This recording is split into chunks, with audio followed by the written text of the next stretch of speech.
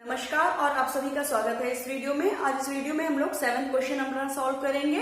तो चलिए देखते हैं। ये बहुत ही अच्छा क्वेश्चन है जिसमें कि आपके सारे कंसेप्ट क्लियर हो जाएंगे।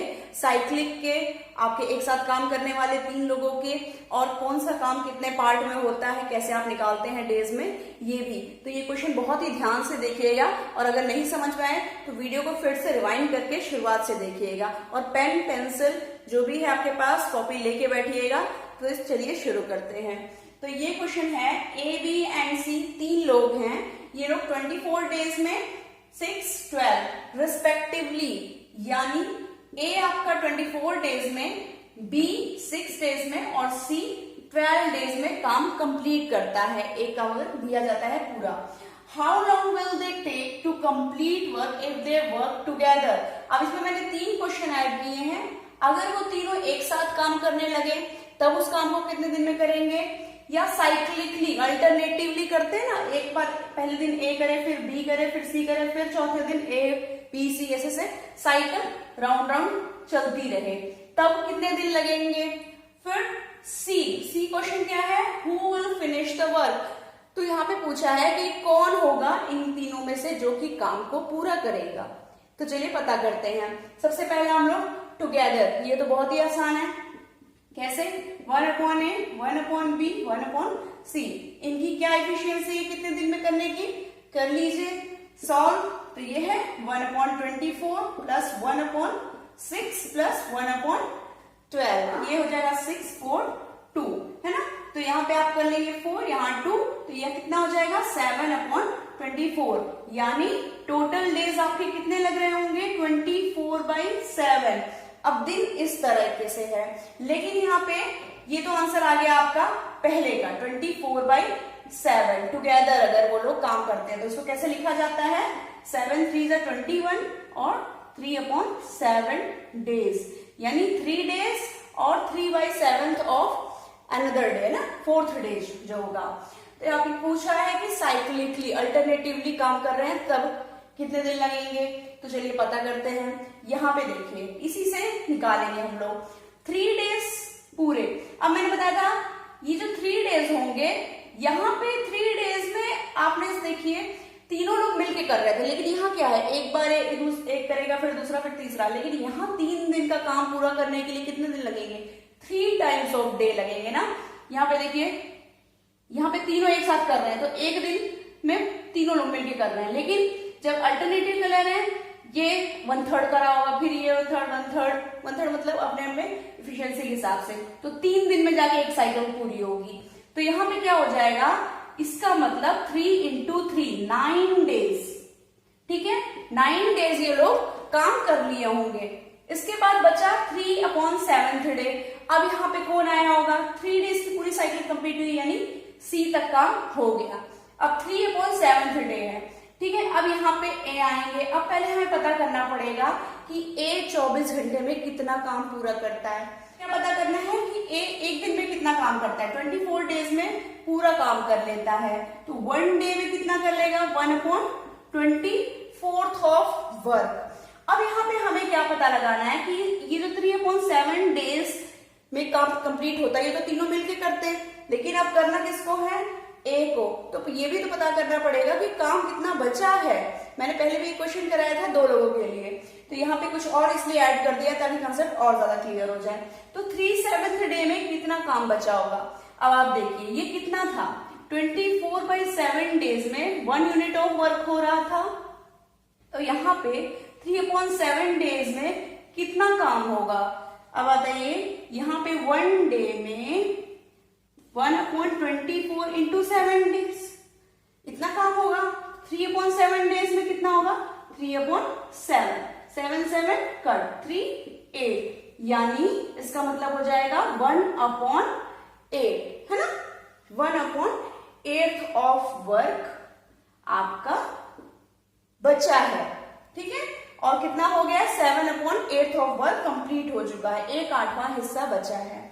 अब देखिए, लेकिन जो ए है ये तो एक दिन में 1/24 ही वर्क कर रहे हैं, और बचा कितना है 1/8। इसको अगर मैं 1/24 के टर्म में लिखूं तो 1/8 को कैसे लिख सकते हैं आप, इसको 3 से कर लीजिए 3/24, है ना।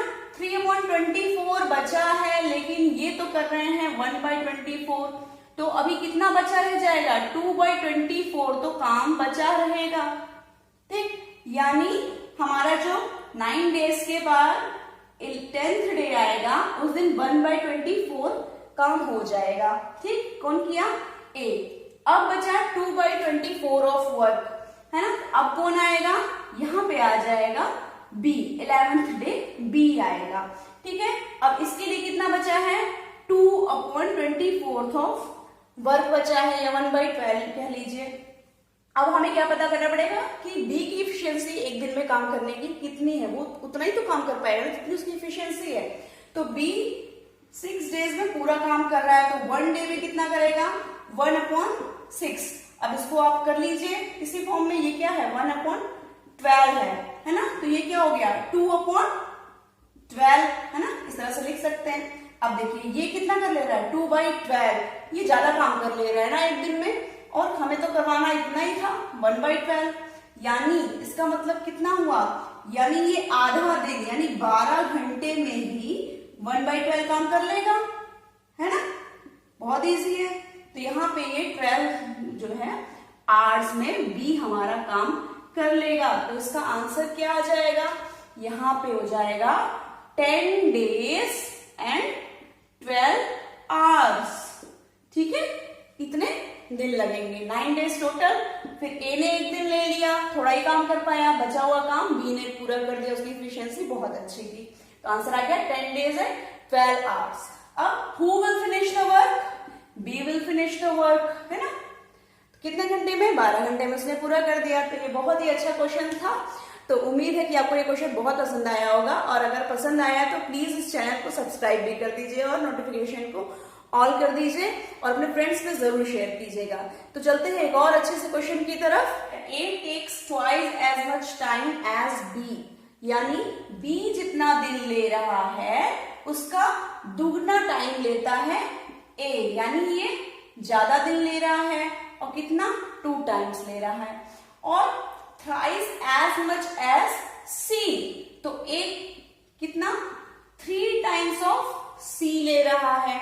तो यहाँ पे देखिए इसका ए से रिलेशन बी का और ए से ही सी का, यानी कोई चीज ऐसी रखनी पड़ेगी जो ए में रखी जाए और उसी के बेस पे बी और सी की वैल्यूज रख दी जाए। तो इसको ऐसा क्या रखें? तो देखिए यहाँ पे अगर मैं x रखूं तो ये b कितना हो जाएगा? x/2, और इसको मैं ये x है तो ये कितना हो जाएगा? x/3। तो इससे अच्छा है कि x/2 x/3 ना रखने के बजाय 2 और 3 का हम एलसीएम ले लें, ये भी अच्छा है। चाहे तो आप x से भी कर सकते हैं, लेकिन मैं सलाह दूंगी कि आप 2 और 3 का एलसीएम ले लीजिए। जैसे 5 और 7 होता तो 5 7 का एलसीएम ले लेते, 5 12 होता उसका एलसीएम ले लेते, ये ज्यादा बेहतर होता है।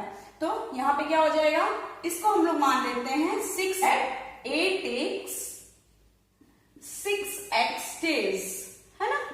तो B कितना करेगा?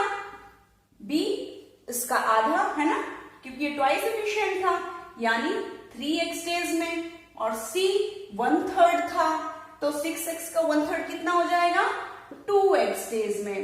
अब बोल रहा है कि टुगेदर, ये लोग तीनों एक साथ काम अगर पूरा करना चाहते हैं तो 2 दिन में काम पूरा हो जाता है, यानी 1/a प्लस 1/b प्लस 1/6 करें तो ये 2 डेज में कंप्लीट हो रहा है। अब इनकी वैल्यूज रख दीजिए, है ना। फिर यहाँ पे 1/6x, 1/b कितना है? 3x, 1/2x is equal to 1/2। अब यहाँ पे ऊपर कितना हो जाएगा? ये हो जाएगा आपका 2 और यहाँ हो जाएगा 3, है ना।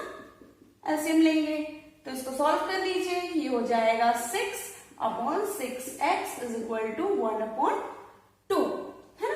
तो ये कट जाएगा, तो x कितनी आ जाएगा? 2 वैल्यू आ जाएगी x की, है ना।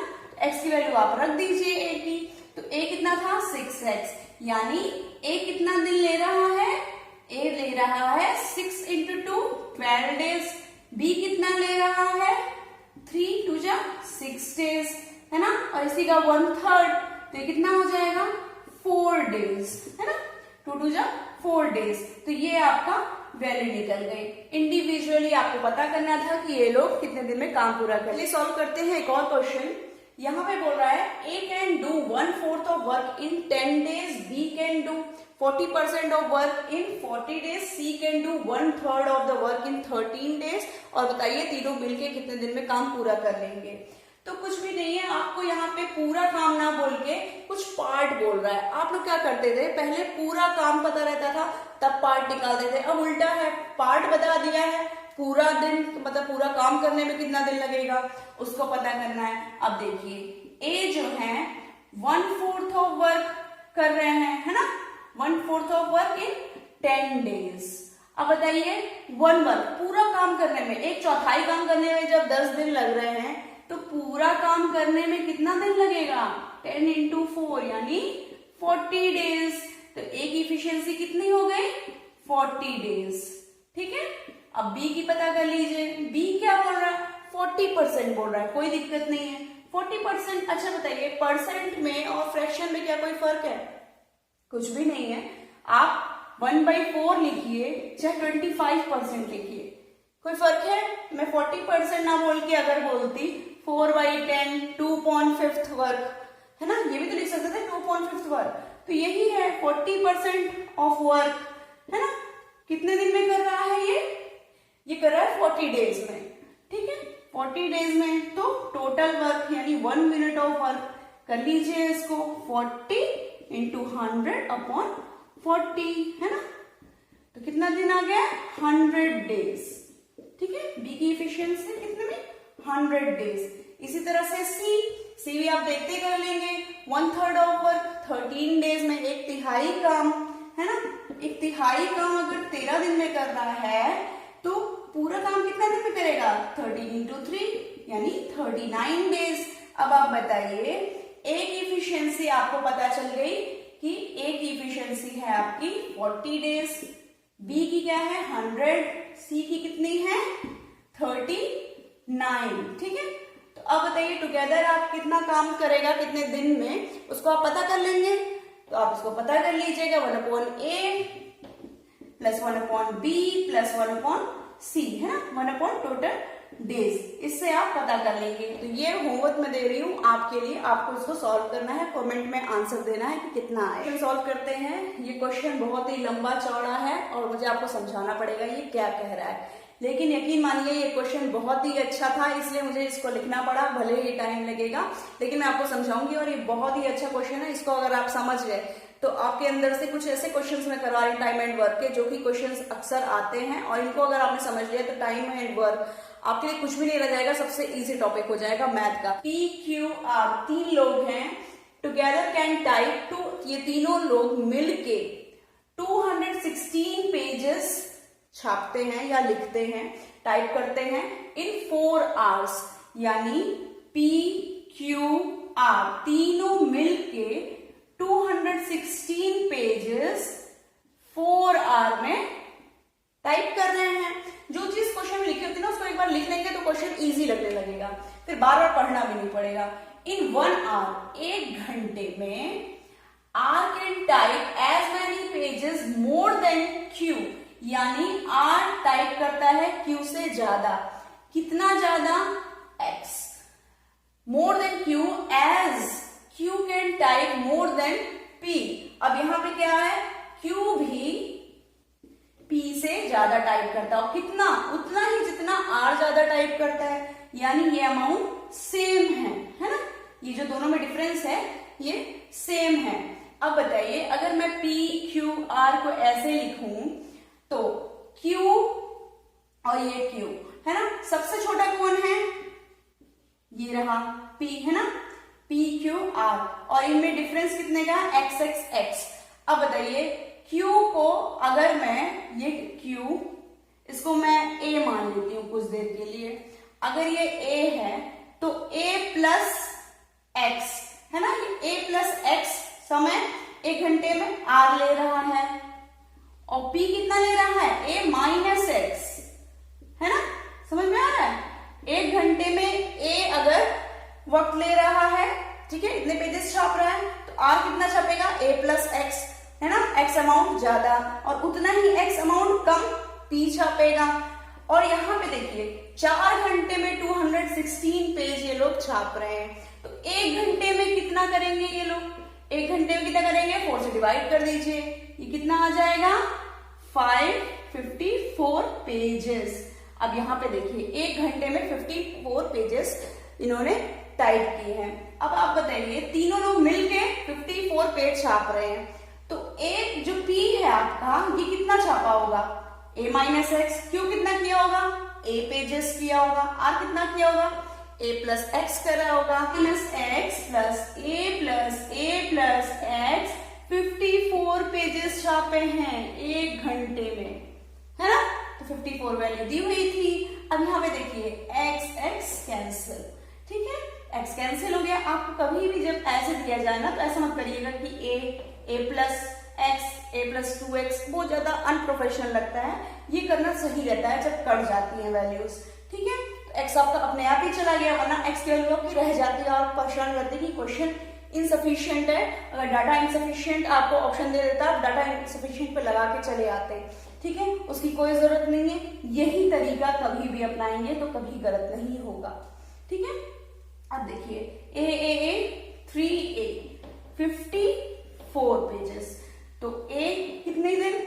3 1 जा 3, 3 8 जा, यानी 18 पेजेस। यानी Q कितना पेज छपता है? 18। अब यहाँ पे देखिए, यहाँ लिखा है R can type as many pages as P in 7 hours। 5 घंटे में R उतना छापता है पेजेस जितना कि P 7 hours में, है ना। तो ये 7 hours में कितना छापता है? अब मुझे बताइए कि R क्या था? यहाँ पे R क्या था? A प्लस एक्स, और ये क्या है? P, ये है A माइनस एक्स। तो रख दीजिए वैल्यू, इसको मल्टीप्लाई कर दीजिए, ये क्या हो जाएगा? 5A प्लस 5x, और ये हो जाएगा आपका 7A माइनस 7x, ठीक है। इसको सॉल्व कर लीजिए, ये इधर चला जाएगा, कितना हो जाएगा? 2A, और ये इधर आ जाएगा, कितना हो जाएगा? 7 प्लस 5 12x, है ना। 2 6 और A की वैल्यू कितनी आई है? 6x is equal to A 18 आया है। तो 6 3 जा, x की वैल्यू कितनी आ गई? 3, यानी ये 3 पेज ये ज्यादा छाप रहे हैं और ये 3 पेज कम। तो कर लीजिए 18 प्लस 3, और ये 18 माइनस 3, ठीक है। तो कितना हो गया? P की इफिशियंसी कितनी हो गई? 18 माइनस 3, 15 इनकी 18, और इनकी 18 प्लस 3 यानी 21। तो आपको इफिशियंसी सबकी पता चल गई। ये 15 पेज, ये 18 और ये 21। तो देखा, ये क्वेश्चन जितना ही लंबा, जितना भयानक दिख रहा था, उतना ही इजी और बहुत ही इंटरेस्टिंग बच्चों जैसा क्वेश्चन था। तो बस क्या है, कंसेप्ट समझना है, क्वेश्चन को देख के घबराना नहीं है, ठीक है।